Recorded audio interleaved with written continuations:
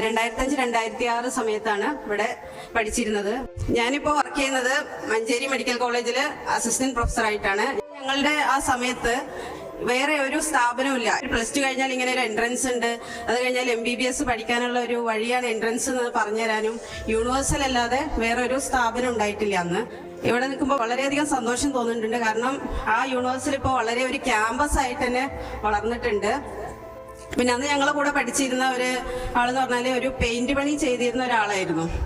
ആ കുട്ടീനെ പക്ഷെ അത്യാവശ്യം മാർക്ക് ഉണ്ടായിരുന്നു. പക്ഷെ ആ കുട്ടീനെ അമിത് സാറ് ഇങ്ങനെയൊക്കെ പറഞ്ഞ് ആ കുട്ടി ഞങ്ങളുടെ കൂടെ വരികയും ആ കുട്ടിക്ക് ആലപ്പുഴ മെഡിക്കൽ കോളേജിൽ MBBSന് അഡ്മിഷൻ കിട്ടിയത് യൂണിവേഴ്സലിന്റെ ഭയങ്കര ഒരു അഭിമാനം എന്ന് വിചാരിക്കാൻ പറ്റിയൊരു സംഭവമാണ്. ഇതിനൊക്കെ ഒരു പ്രധാന ആളെന്ന് പറയുന്നത് അമിത് സാർ തന്നെയാണ്. സാറിന്റെ മോട്ടിവേഷനും സാറിന്റെ ഒരു ഉപദേശം കൊണ്ട് തന്നെയാണ് ഞങ്ങൾ ഈ നിലയിൽ എത്തിയത്.